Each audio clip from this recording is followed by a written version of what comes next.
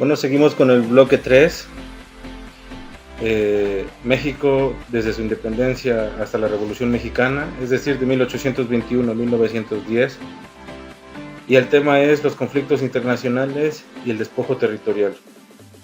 En este caso, México, en sus primeros años de independencia, tiene una amenaza latente sobre una reconquista, es decir, los españoles se niegan a perder el territorio que alguna vez fue suyo, ya que la Nueva España como virreinato era uno de los dominios, si no es que el más productivo para la corona española.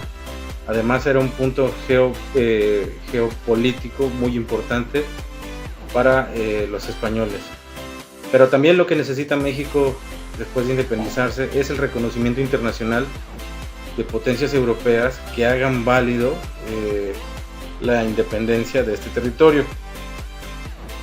Así pues, los primeros estilos de los presidentes de Guadalupe Victoria, Vicente Guerrero y Anastasio Bustamante buscan crear, si bien no el reconocimiento, sobre todo Guadalupe Victoria busca tratados comerciales con los británicos para crear una relación más estrecha entre una potencia europea y la incipiente nación mexicana. Pero además otro de los grandes retos que presenta México en los primeros años es por esa población mal distribuida que existe en México, pues es colonizar el norte y Centroamérica, es decir, las partes más alejadas del centro de México, para poderlas administrar y obviamente tenerlas pobladas y controladas. A su vez, España, que se niega a reconocer la emancipación de México, se mantienen sitiando el puerto más importante del Golfo, que es Veracruz, y en San Juan de Ulúa se mantienen atrincherados, encabezados por Isidro Barradas, que es el que se encarga de lanzar el ataque de la Reconquista. Hasta este momento Antonio López de Santa Anna es una figura heroica, ya que no permite el acto de reconquista desde el puerto de Veracruz. Ahora, hay que tener en cuenta, que también las potencias internacionales, llámese Francia o Inglaterra, no van a reconocer a México sino hasta después de que lo haga España, porque ellos pues no quieren tener algún tipo de problema con los españoles. Así, por ejemplo, también la diplomacia extranjera, en este caso Colombia, que es un vecino sudamericano de México, pues no reconocen a México, en este caso José María Santa María, no quieren reconocer a México por el estilo de gobierno que quieren imponer. En este caso recuerden que empezamos con una monarquía constitucional, la cual no es conveniente para los intereses de Colombia, que también tiene pocos años de haberse independizado. Y a su vez la diplomacia estadounidense, encabezada por Joel Poinsett, quiere servir como ejemplo para los mexicanos en base a cómo se construye una república como forma de gobierno, pero además en una cuestión muy ventajosa quiere recomendar a los mexicanos que su república está muy al sur, es decir, el poder está muy al sur, por lo que se recomienda acercar el norte. Por ende, lo que quieren ellos es bajar la frontera, ¿sí?, y hacer más pequeño el dominio o el territorio de los mexicanos. Es como un mensaje escondido en la recomendación de la diplomacia de los Estados Unidos. Ahora, volvemos a este tipo de tratados que hacen los primeros presidentes de México. Ya que no hay un reconocimiento totalitario sobre la independencia, se buscan tratados interpares, en este caso el que se firma con los británicos de amistad y de comercio entre México e Inglaterra, que básica y sencillamente solo es eso, ¿no? No te reconocen como país, pero sí se firman algunas alianzas comerciales para llevar a cabo el movimiento económico. Continuamos dentro de lo que es las mismas amenazas internacionales y el despojo territorial. En este caso, la separación de Texas, primero que nada, tiene como antecedente, dentro de lo que es el tratado Adams-Onis, el definir fronteras con México. Y aparte, entre los primeros colonizadores, como es el caso de Moses Austin, que pide al gobierno mexicano permiso para poder poblar aquellas tierras. ¿Cuáles son las características que les dan para poblar por vez primera esas tierras? Bueno, son tierras gratis, pero para seducirlos de mejor forma se les exentan, es decir, no van a pagar impuestos durante 7 años, pero tienen que cumplir a cabalidad que su religión sea la católica. Al menos eso es lo que se les pide, ¿sí?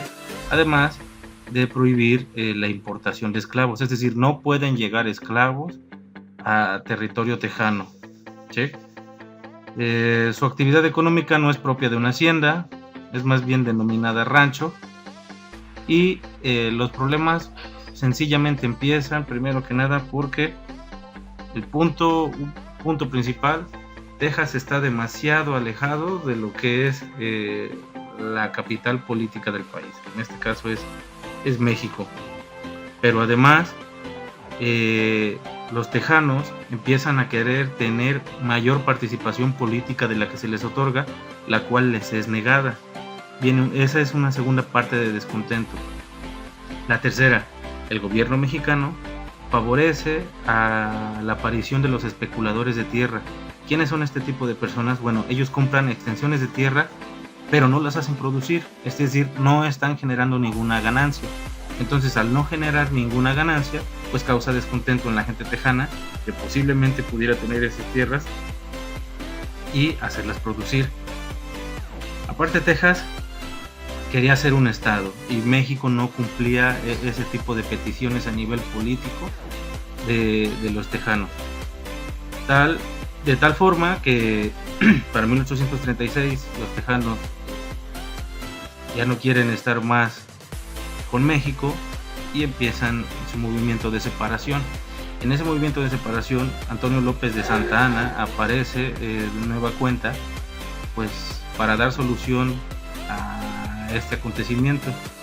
Aquí hay tres eventos que definen dicha situación. Primero, la batalla del Álamo, donde se presenta Santa Anna en Texas, es una victoria para el ejército de Santa Anna, pero es una matanza a colonos tejanos, es decir, no propiamente son militares.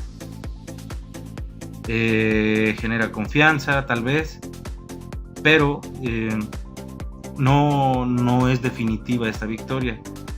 El evento definitivo, es la batalla de San Jacinto, en la cual Santa Anna se enfrenta a un militar propiamente, a Samuel Houston, y bueno, es una derrota para el ejército mexicano, en la cual Santa Anna es hecho prisionero y en contra de su voluntad firma los tratados de Velasco, que son los en los cuales el gobierno mexicano reconoce la separación de Texas.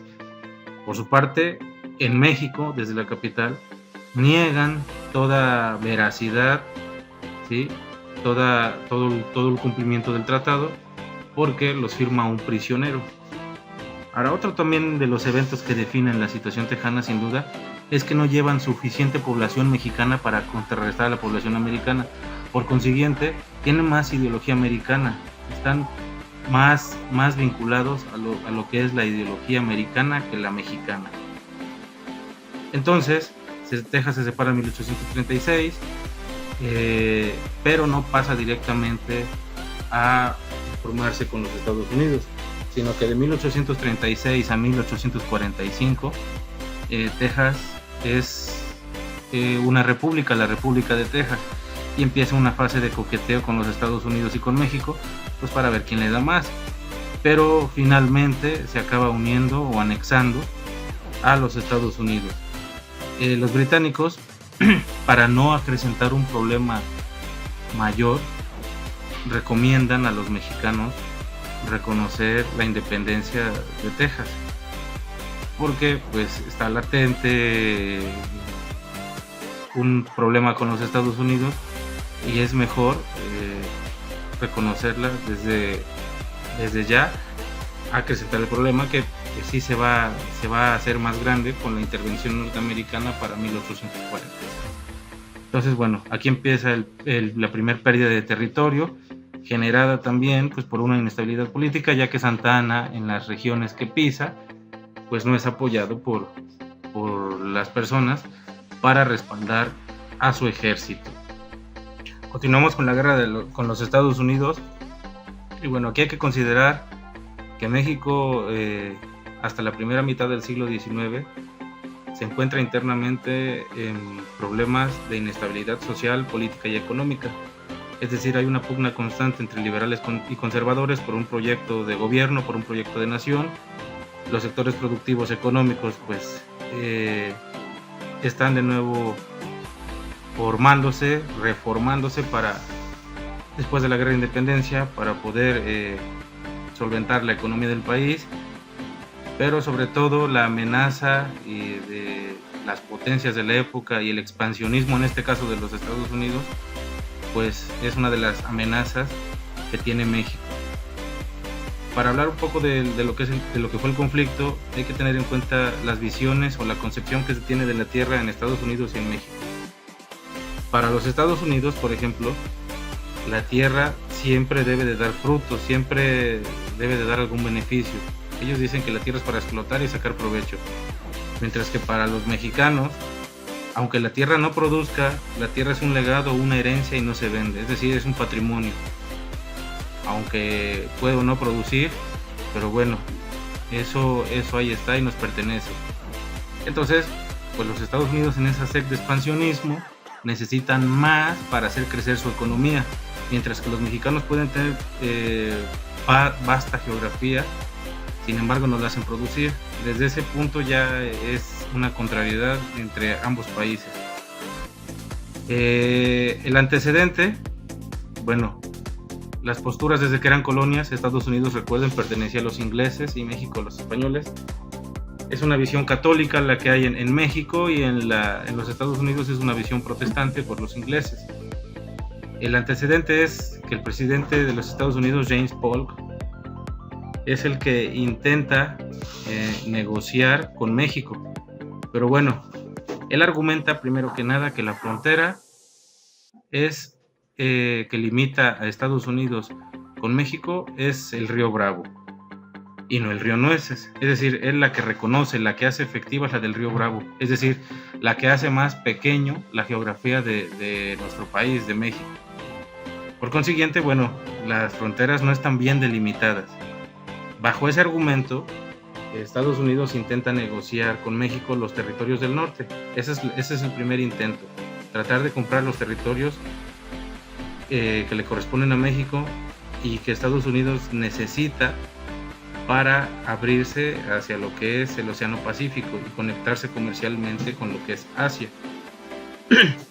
Después de no lograr en el primer intento negociar los territorios con los mexicanos o con el gobierno mexicano, el segundo, y que es el efectivo, es justificar una invasión bajo el siguiente argumento. Como ya dijimos que las fronteras no están bien definidas, para los mexicanos es el río Nueces y para los americanos es el río Bravo. Bajo esa condicionante, el presidente Polk denuncia que México ha traspasado la frontera de los Estados Unidos y que sangre estadounidense ha sido derramada en suelo estadounidense, cuando realmente lo que sucede es que las fronteras no estaban bien delimitadas y que, bueno, para los mexicanos simple y sencillamente la frontera era mucho más arriba de lo que pensaba James Polk. Entonces ese es el elemento que detona la intervención o la invasión norteamericana en 1846 a México.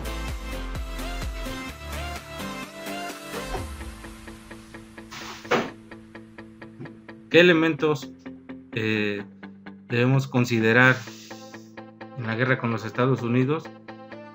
Pues el comparativo en cuestión bélica sería: México tiene armas del estilo de Waterloo, es decir, de lo que ocupó Napoleón por allá de 1815, mientras que los Estados Unidos ya tienen armas de largo alcance.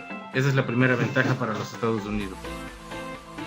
Internamente México está devastado, hay una inestabilidad, por lo mismo que ya les mencioné anteriormente.